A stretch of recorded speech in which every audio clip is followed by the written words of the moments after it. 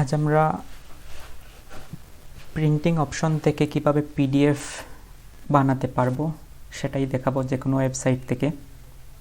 আপনি যদি চান আপনার প্রয়োজনীয় কিছু প্রিন্ট করবেন, নিজেই ওয়েবসাইটের পেজ থেকে প্রিন্ট অপশনে গিয়ে পিডিএফ বানিয়ে নিতে পারবেন। সেই ক্ষেত্রে প্রথমেই ব্রাউজার ওপেন করবেন। ব্রাউজারে আমি যা কিছু লিখেই সার্চ করি না কেন লিখলাম শর্টকাট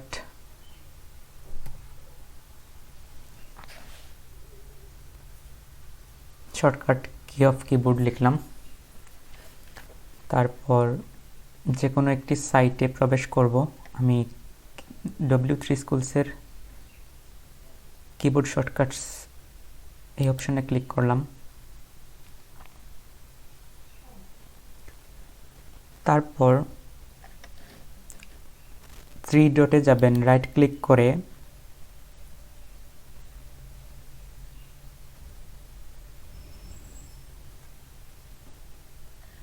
প্রিন্ট, এই যে প্রিন্ট অপশন পাবেন। আবার শর্টকাট কি CTRL+P দিলেও সরাসরি প্রিন্টিং অপশন আসবে। আমি প্রিন্টে ক্লিক করলাম। এই দেখুন, এই ওয়েবসাইট থেকে অনেকগুলো পেজ আকারে আমি পিডিএফ করতে চাচ্ছি। সেই ক্ষেত্রে ডেস্টিনেশনে ক্লিক করবেন, তারপর সেভ এজ পিডিএফে ক্লিক করুন। দেখুন প্রিন্টের জায়গায় সেভ অপশনটি চলে আসছে। তারপর সেভে ক্লিক করুন। কিবোর্ড শর্টকাটের নাম রেখে আমি সেভ করে নিলাম। আপনি চাইলে যে কোনো নাম লিখতে পারেন, অথবা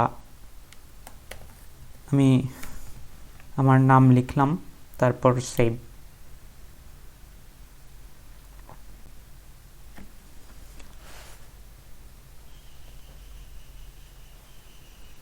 আমার নেটওয়ার্ক সমস্যার কারণে একটু দেরি করছে। সেভ করার পর আপনার সিস্টেমে পিডিএফ ফাইলটি সেভ হয়ে যাবে। আমি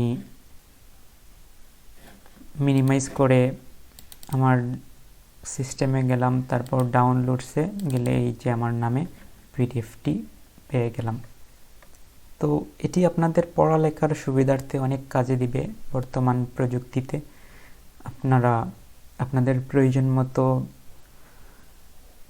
মতো যে কোনো ডকুমেন্ট চাইলেই পিডিএফ করে প্রিন্ট করে সেটা নিয়ে কাজে লাগাতে পারেন, পড়তে পারবেন সুবিধা মতো। ধন্যবাদ সবাইকে।